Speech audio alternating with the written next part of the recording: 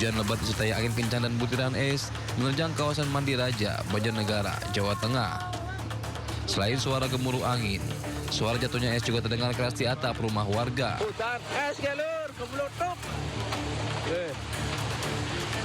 Hutan es. Fenomena hujan es ini berlangsung selama hampir 1 jam. Terjangan hujan es dan angin kencang juga merusak belasan rumah warga, terutama di bagian atap. Menurut BMKG, fenomena hujan es terjadi dipicu oleh pertumbuhan awan cumulonimbus akibat kelembaban udara yang tinggi. Proses terbentuknya hujan es itu sebenarnya terjadi di dalam awan, namun bukan di dekat permukaan bumi. Adapun tahapannya mungkin bisa disebutkan bahwa satu, pertumbuhan awan itu sangat tinggi. Petugas mengimbau masyarakat untuk terus waspada, terutama saat terjadi hujan lebat disertai kelihatan angin kencang, untuk menghindari hal-hal yang tidak diinginkan. Dari Banjarnegara, Jawa Tengah, Nurdin Fauzi, iNews melaporkan. Halo pemirsa, Sindo Siang kembali hadir menemani aktivitas Anda dan bersama saya Fajar Wayong, berikut berita pilihan siang hari ini.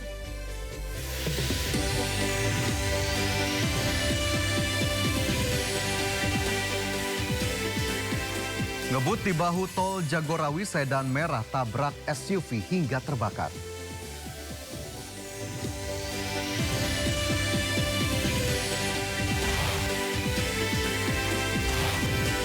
Komika Panji Pragiwaksono diperiksa polisi terkait laporan Aliansi Pemuda Toraja.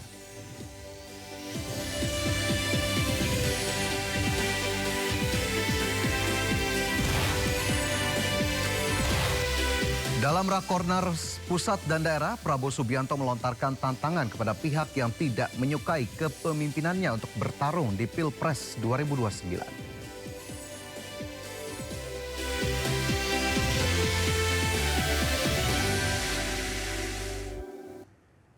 Pemirsa, kebakaran hebat melanda pusat perbelanjaan Rita di Cilacap, Jawa Tengah pada Senin malam.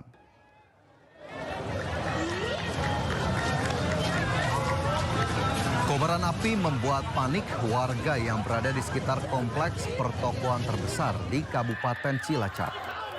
Kobaran api semakin membesar akibat tiupan angin kencang serta barang-barang yang mudah terbakar. Besarnya kobaran api membuat api merembet ke sejumlah pertokoan lainnya.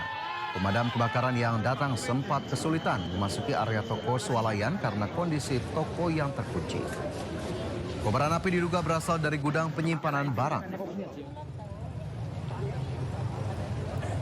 Dan ini tadi langsung jeblok.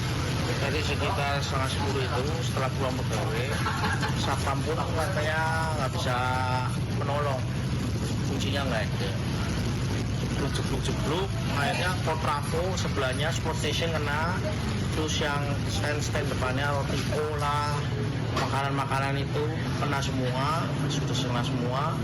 Sebelahnya ada toko roti, parfum, tapi tidak ada, sejauh ini belum ada korban jiwa.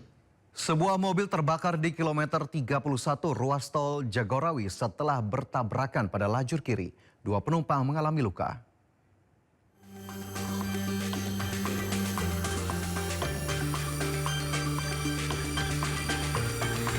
Menurut Kepala Induk PJR Tol Jagorawi, Kompol Ahmad Jajuli, 2 kendaraan melaju di sisi kiri arah Bogor menuju Jakarta.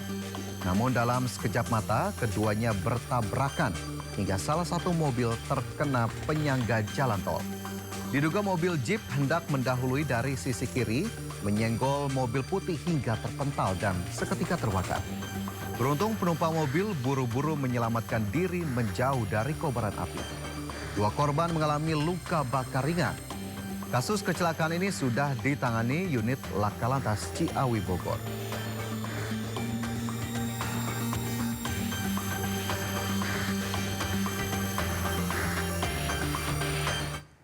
Terlibat kecelakaan di Jalan Raya Bogor Sukmajaya Kota Depok, seorang wanita penumpang kendaraan roda 2 tewas terlindas bus. Korban tewas lantaran mengalami luka berat pada bagian perutnya usai terlindas bus tersebut.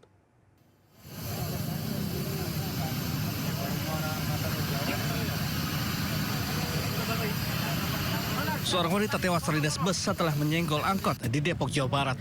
Evakuasi korban dari kolong bus berlangsung dramatis. Bahkan arus lalu lintas sempat mengalami kemacetan akibat proses evakuasi ini. Saat kejadian, korban bersama kakak iparnya berboncengan dengan sepeda motor dari arah Bogor menuju Jakarta. Motor yang ditumpangi korban bersenggolan dengan angkutan umum hingga hilang kendali dan membuat korban terjatuh ke bagian depan bus. Dari Depok, Jawa Barat, Ingu Rizky Anyus melaporkan. Pemirsa, kemacetan parah di jembatan kanal Rorotan Cilincing, Jakarta Utara akhirnya terurai. Sebelumnya kemacetan parah terjadi karena hujan lebat dan banyaknya kendaraan melawan arus.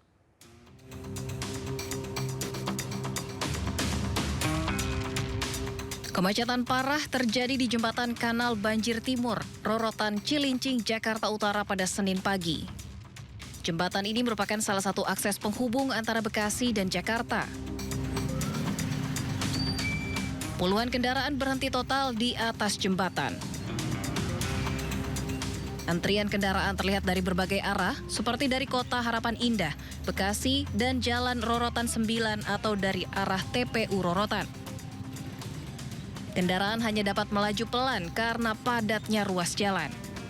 Bahkan salah satu pengendara mobil mengatakan sudah terjebak macet selama 1 jam. Berarti sudah berapa jam untuk saat ini, Pak? 1 jam lebih berarti, Pak? Ini bagaimana aktivitas Bapak terganggu nggak, Pak? Gimana, Pak? Ya jelas, biasa udah nyampe, ini belum.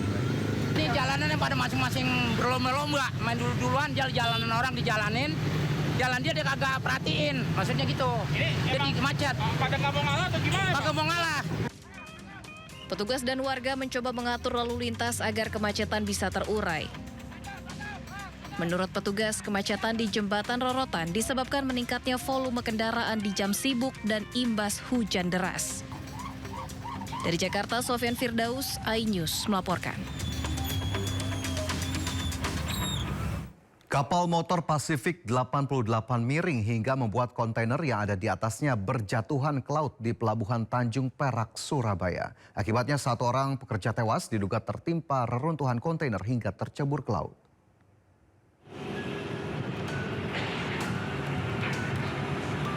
Inilah rekaman amatir saat muatan kontainer kapal motor Pasifik 88 jatuh ke laut di Pelabuhan Tanjung Perak, Surabaya.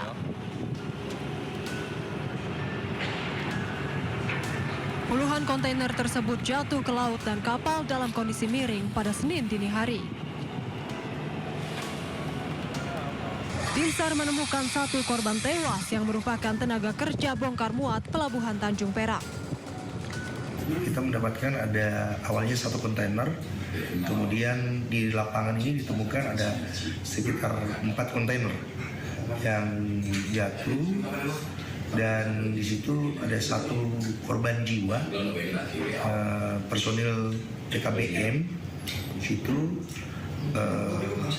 meninggal dunia, inisial K, umur 68 tahun. Hingga kini pihak kepolisian masih melakukan penyelidikan guna mengetahui penyebab dari kecelakaan hingga menyebabkan korban meninggal dunia. Dari Surabaya, Nur Syafai, iNews melaporkan. Pemirsa, hingga Selasa pagi ribuan kapal nelayan di Pelabuhan Perikanan Muara Angke masih terparkir. Imbas cuaca buruk, nelayan tidak berlayar dan akan kembali melaut usai Hari Raya Imlek mendatang.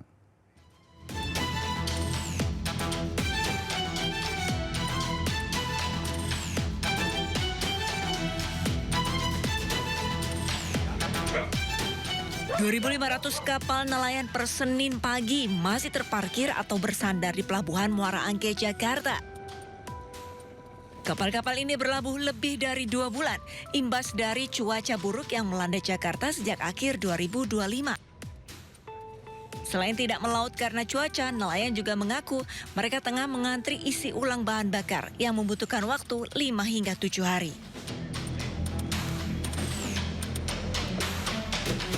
Ribuan kapal ini menjadi viral dan sorotan setelah adanya laporan dari Direktorat Polisi Perairan dan Udara Ditpolairut Polda Metro Jaya.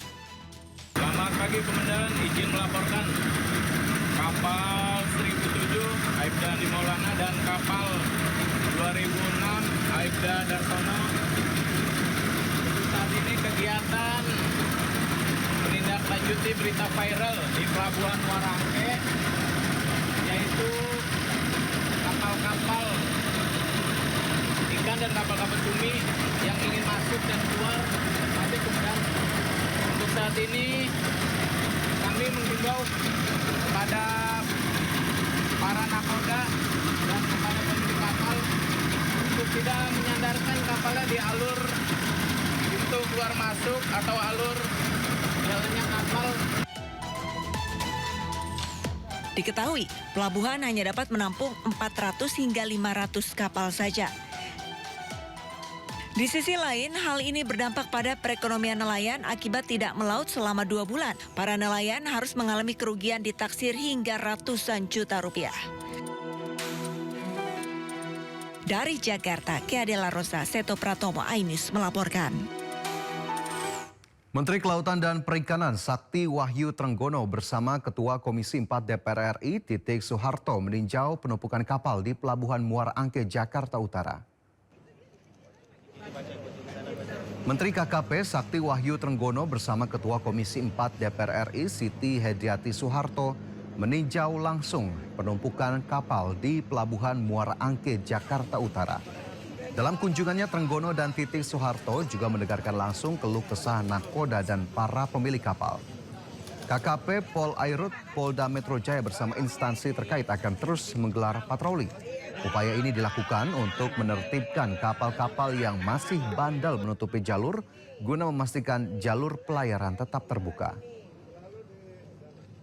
Kapal-kapal yang memang menumpuk nggak karuan ini ya. Jadi di sini ternyata kapasitas 500 diisi lebih dari 1.500. Kapal habis melaut merapat itu perlu 8 jam untuk dia menurunkan hasil tangkapannya itu. Ini satu tidak efisien ya untuk kapal-kapal ini untuk menurunkan barang-barangnya. Kita akan selesaikan. Tadi saya sudah janji hari Kamis besok seluruh pemilik kapal kumpul di sini. Ini karena kita dipantau juga oleh Ibu Ketua Komisi 4 sebagai kolega kami. Tentu ini menjadi sebuah perhatian ya. Memang kapasitasnya tidak memadai, tapi sisi lain sebetulnya adalah manajemen pengelolaannya di sini yang menurut saya harus dibenahi. Dan pemirsa, untuk mengetahui informasi terkini langsung saja kita sapa rekan Anissa Rizkia bersama juru kamera Muhammad Khairuddin di Pelabuhan Muara Angke. Anissa, apa hasil dari tinjauan KKP dan DPR pagi tadi di Pelabuhan Muara Angke dan apa jalan keluar atau solusi yang diberikan?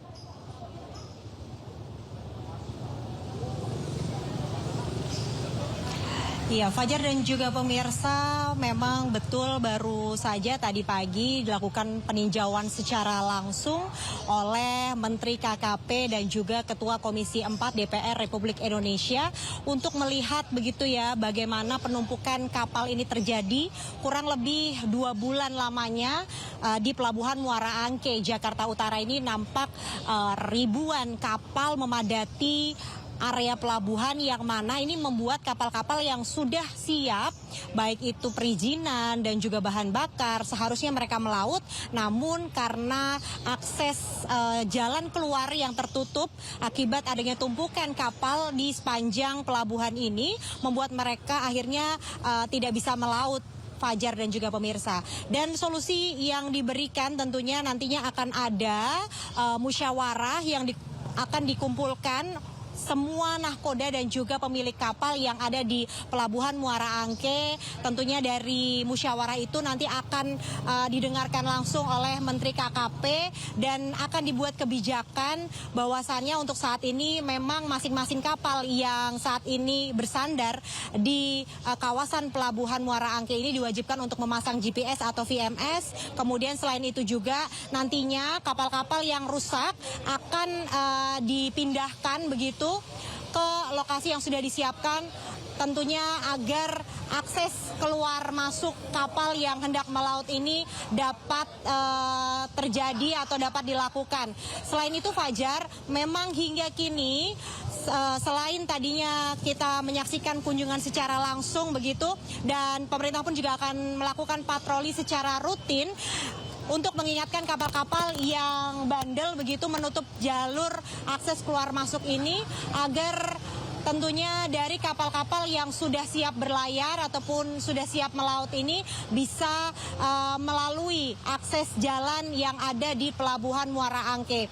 Dan hingga kini selain adanya tumpukan yaitu perahu-perahu yang ada di kawasan Pelabuhan Muara Angke ini, ada faktor lain yaitu cuaca ekstrim yang berkelanjutan hingga hari ini itu menjadikan pertimbangan bagi para nahkoda dan juga ABK melakukan saat ini menepi begitu di kawasan Pelabuhan Muara Angke, mengingat kalaupun mereka nekat untuk melaut, nantinya mereka akan kembali bersandar ke pulau-pulau yang ada di sekitaran Jakarta.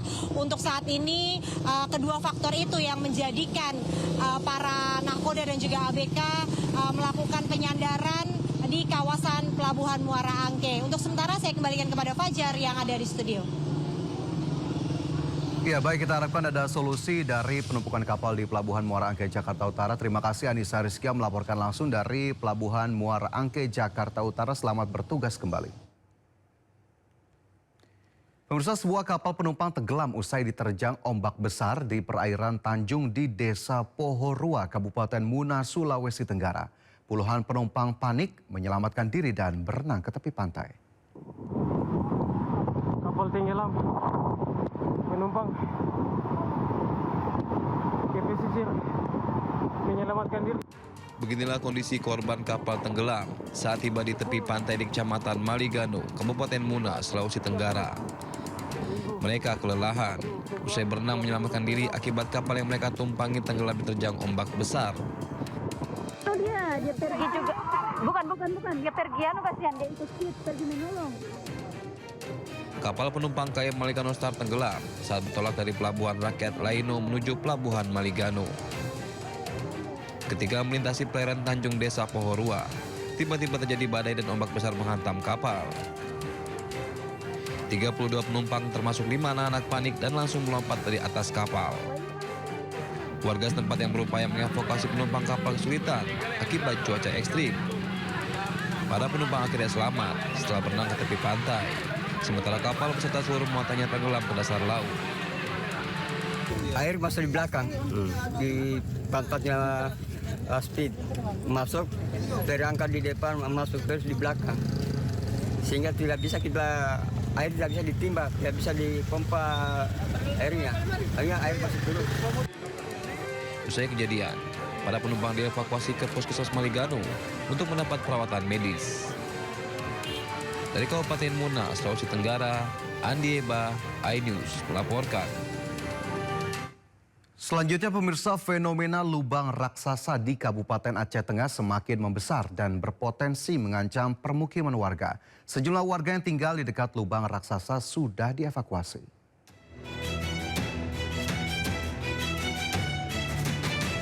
Fenomena lubang raksasa di Pondok Balik, Kecamatan Ketol, Aceh Tengah semakin meluas dan berpotensi mengancam area perkampungan warga. Lubang raksasa atau sinkhole ini merusak lahan pertanian dan perkebunan warga hingga merusak infrastruktur desa. Saat ini warga di 5 rumah yang berada dekat lokasi sudah dievakuasi ke tempat penampungan sementara. Longsoran yang terjadi di sekitar Kampung Pondok Balik yang saat ini seperti yang sudah kita saksikan sudah sampai memutus ruas jalan Pondok Balik ke arah ke Benua Meriah. Kemudian berdampak juga ke perkebunan masyarakat. Badan Penanggulangan Bencana Daerah Aceh Tengah menyatakan fenomena pergerakan longsoran tanah di wilayah Kampung Bah, Kecamatan Ketol itu terus membesar sejak pertama kali muncul di tahun 2000. Bahkan sempat terjadi relokasi tempat tinggal warga di Kampung Bah Serempah ke Kampung Serempah Baru di tahun 2013 dan 2014. Pemirsa, banjir parah terus menerjang Desa Pantai Harapan Jaya di Bekasi, Jawa Barat. Akibatnya aktivitas warga desa lumpuh dan membuat lebih dari 15.000 warga mengungsi.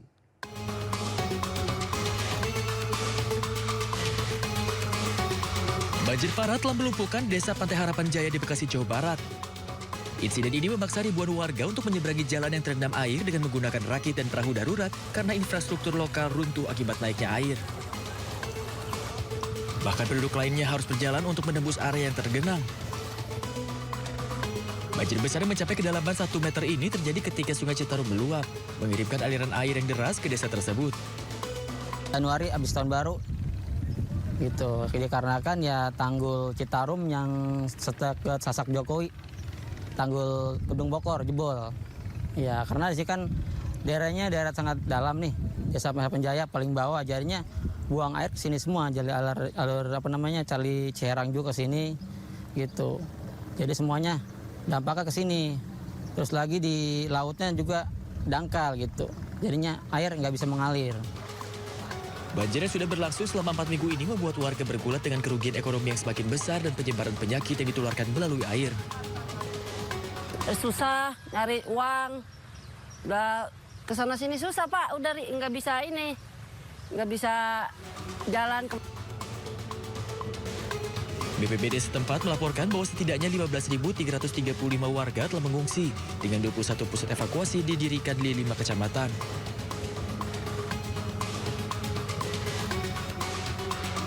Krisis ini dapat memburuk karena pihak berwenang mengeluarkan peringatan banjir bandang menjelang hujan lebat yang diperkirakan akan terjadi dalam beberapa hari mendatang. Puluhan warga di kota Cilegon, Banten menanam pohon pisang hingga memancing ikan lele di jalan rusak yang digenangi air hujan. Aksi ini merupakan protes warga kepada pemerintah terkait kondisi jalan yang dibiarkan rusak selama 15 tahun lebih.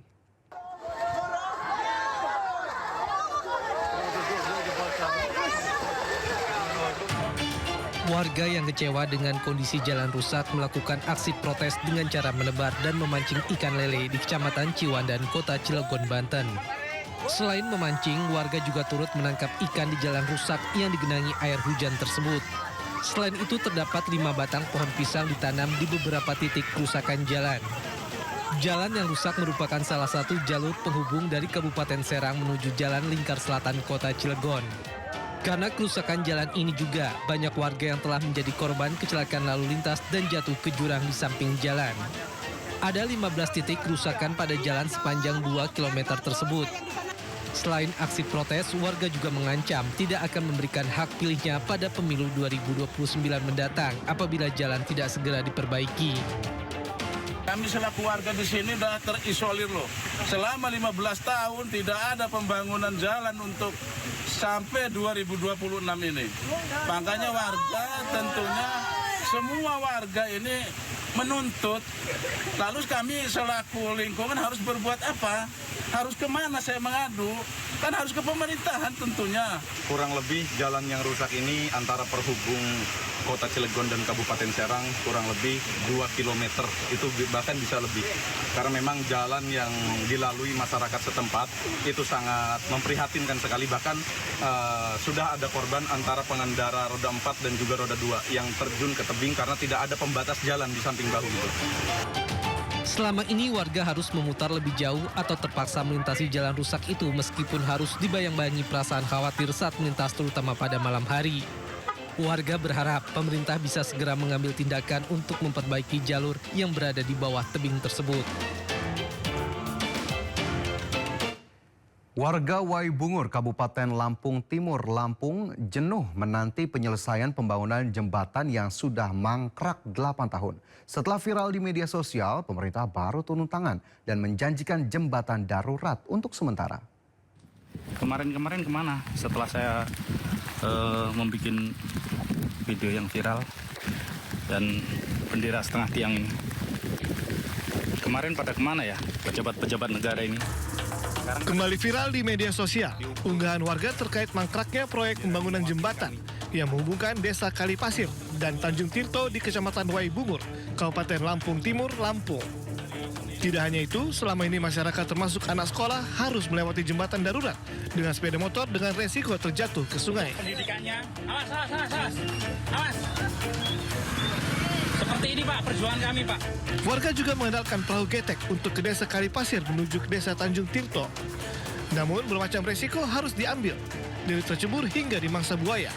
lantaran sungai berbatasan langsung dengan hutan Taman Nasional Waikambas. Warga mengaku pembangunan jembatan dimulai pada 2018 lalu. Namun 8 tahun berlalu, sampai bangunan perdana jembatan roboh, jembatan impian warga itu tidak kunjung juga terselesaikan. Setiap hari sekolah naik kapal ini. Ya, naik ini. Kalau banjir, basah semua ya. Pernah nggak sekolah gara-gara air naik semua? Pernah. Harapannya apa sih sebenarnya? Ya, jembatannya cepat jadi. Usai viral, proyek jembatan di Sungai Waibungur itu langsung ditinjau pemerintah setempat. Pemerintah pun menjanjikan untuk sementara waktu bakal dibangunkan jembatan darurat sembari menunggu anggaran. Jadi alhamdulillah dari usulan yang kita masukkan dari Pemkab Lampung Timur itu sudah hampir terrealisasi. Artinya ada perhatian dari pihak Kodam, dari provinsi juga sudah ada, kemudian dari pihak balai juga sudah ada. Jadi ini kita sambil menunggu, Pemkab Lampung Timur akan memberikan data-data dan backup yang dibutuhkan agar bisa terwujud jembatan gantung untuk sementara ini. Proyek jembatan ini diketahui terhenti lantaran pada 2025 lalu, 2 pejabat terkait diseret ke meja hijau dengan dakwaan tindak pidana korupsi 2,3 miliar rupiah. Dari Lampung Timur, Lampung, Tinus Ristanto, iNews melaporkan. Kita beralih ke informasi lain, pemirsa. Seorang ketua masjid di Kota Pangkal Pinang, Provinsi Bangka Belitung meninggal dunia usai mengumandangkan azan. Kejadian tersebut viral usai videonya tersebar luas di media sosial.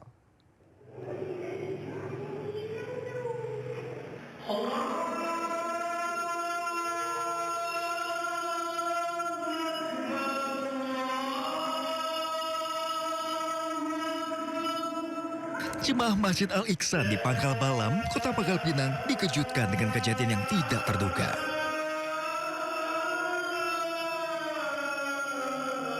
Saat menanti sholat Isya dan azan tengah dikumandangkan muazin masjid, tiba-tiba pria parubaya tersebut ambruk usai melantutkan kalimat azan terakhir. Jemaah lainnya pun berlarian memberikan pertolongan. Namun Tuhan berkehendak lain. Pria berusia 70 tahun tersebut meninggal dunia. Pada sholat Isya, beliau masuk masjid, beduk sudah dibunyikan, tapi muazzinnya tidak berhalangan, dilihat kiri kanan nggak ada orang, jadi terpaksa beliau yang maju sebagai muazzinnya. Beliau melantunkan azan dari pertama sampai akhir, kalimat la ilaha illallah. Beliau jatuh dan sakaratul mautnya pada saat jatuh itu dibawa ke rumah sakit dengan cuma memastikan saja bahwa beliau itu benar-benar sudah tidak ada, tapi sakaratul mautnya adalah di masjid. Almarhum yang juga adalah Ketua Dewan Kemakmuran Masjid Al-Ihsan disolatkan dan dimakamkan di Pemakaman Umum Ampui, Pangkal Pinang. Video CCTV yang memperlihatkan detik-detik almarhum meninggal dunia pun viral di media sosial. Dari Pangkal Pinang, Bangka Belitung, Haryanto, iNews melaporkan. Pemirsa, kondisi akses penyeberangan Desa Kalipasir, Kecamatan Waibungur, Kabupaten Lampung Timur menjadi sorotan. Seorang warga merekam perjuangan anak sekolah berangkat menyeberangkan motornya di atas perahu kecil. Gagal. Dan tahap kedua ini sudah mulai pembangunan. Dalam video yang dibagikan, nampak anak-anak berseragam sekolah menaiki perahu kayu yang sudah berumur untuk mengarungi sungai. Mirisnya, dalam penyeberangan, warga dan pelajar tidak mengenakan perlengkapan keselamatan yang memadai, bahkan harus berdesakan penumpang dan sepeda motor. Kondisi ini terjadi di Desa Kalipasir, Kecamatan Waibungur, Kabupaten Lampung Timur. Saat dikonfirmasi, pemerintah Provinsi Lampung menjanjikan segera membangun jembatan Kalipasir sebagai bagian prioritas program Jembatan Merah Putih. Namun netizen menyesalkan mengapa tindakan harus terjadi saat viral terlebih dahulu. Sementara itu, perekam video mengaku dihubungi Wakil Gubernur Lampung, Jihan Nurlela, pasca videonya viral. Namun penyebab video ini tak akan berhenti untuk menyampaikan situasi sebenarnya di sana. Kedua ini sudah mulai pembangunan, cuman dindingnya ini Oke, terima kasih untuk Wakil Gubernur yang semalam sudah telepon dan suruh menghentikan video saya. Saya tidak akan pernah berhenti sebelum jembatan Kalipasir Waibungur ini dibangun benar-benar terbangun. Karena kasihan saya anak didik generasi bangsa ini. Ini Desa Kalipasir ini berdiri dari tahun 1960. Sekarang ini 2026. Otak kalian itu di mana? Kalau memang nggak bisa kerja, nggak usah kerja. Kalian itu digaji sama rakyat, tapi fasilitas rakyat itu nggak diutamakan. Ini anak didik generasi bangsa loh ini. Jangan main-main. Ini perahu ini nggak ada alat satupun untuk keselamatan mereka. Coba mikir dari situlah. Kalian ini gimana coba? Kerjanya itu ngapain di sana?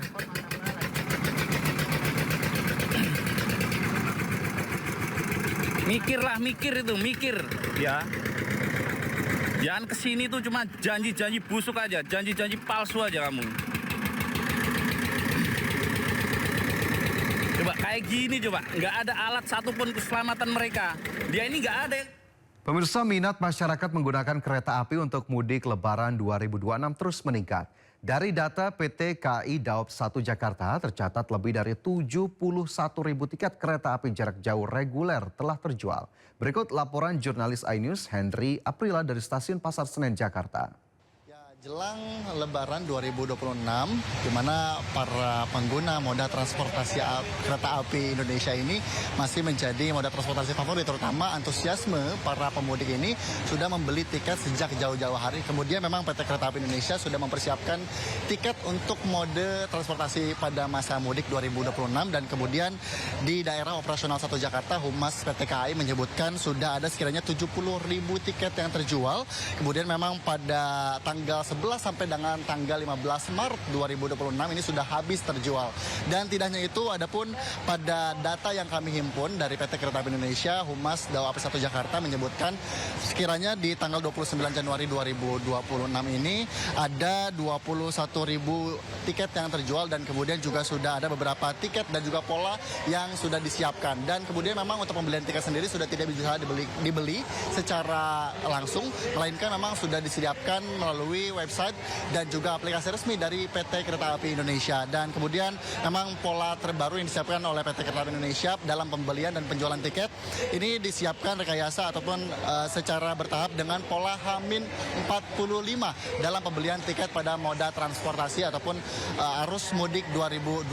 Dan kemudian tidak hanya itu, juga pada penjualan sementara di tanggal 14 dan H-7 disebutkan ini menjadi puncak ataupun prediksi puncak arus mudik Lebaran 2026, dan pihak dari PT Kereta Api Indonesia menyebutkan himbauan untuk membeli tiket lebih awal agar tidak kehabisan tiket, terutama juga dapat membeli tiket secara online melalui website dan juga aplikasi resmi dari PT Kereta Api Indonesia. Dari Jakarta, Hendri Afila dengan juru kamera laksana iNews melaporkan.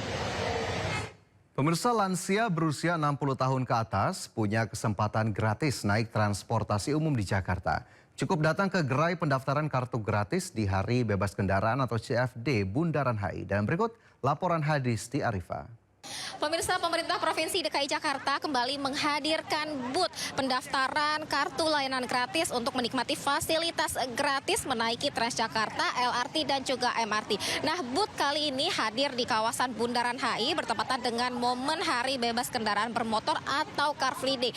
Di sini sudah ada tenda yang menyediakan fasilitas pendaftaran bagi golongan yang akan melakukan proses pendaftaran untuk dapat menikmati layanan gratis menaiki Transjakarta, LRT dan juga MRT. Ada 15 golongan yang sudah ditetapkan oleh Pemprov DKI Jakarta untuk dapat menikmati fasilitas ini. Namun untuk di booth yang berdiri di kawasan Bundaran HI ini hanya khusus pendaftaran bagi 2 golongan saja, yakni golongan lansia dan juga golongan penyandang disabilitas. Untuk yang mendaftar hari ini mereka tidak menunggu beberapa hari ke depan untuk mendapatkan kartu yang dapat langsung digunakan. Namun dengan mendaftar hari ini mereka langsung dapat cetak kartu dan juga langsung dapat digunakan untuk menaiki Transjakarta, LRT dan juga MRT secara gratis. Mereka membawa sejumlah dokumen untuk proses pendaftaran hari ini, diantaranya adalah berupa soft copy KTP DKI Jakarta, kemudian juga pas foto hingga surat keterangan penyandang disabilitas bagi penyandang disabilitas. Nah, untuk golongan lain ini tidak perlu khawatir karena proses pendaftaran kartu layanan gratis ini juga dapat dilakukan di tempat lainnya atau di website resmi klg.transjakarta.co.id atau secara langsung mendatangi Bank Jakarta dengan membawa sejumlah dokumen pendukung sesuai dengan golongan Anda yang sudah ditetapkan oleh Pemprov DKI Jakarta. Nah, kalau untuk booth yang di Bundaran HI ini memang secara berlanjut akan terus hadir pada momen Car Free Day kedepannya hingga 15 Februari mendatang dengan kapasitas setiap dibuka 150 kartu bagi peserta yang akan mendaftar. Dari Jakarta, Hadis Tiarifah, Fihir Fauziah, iNews melaporkan.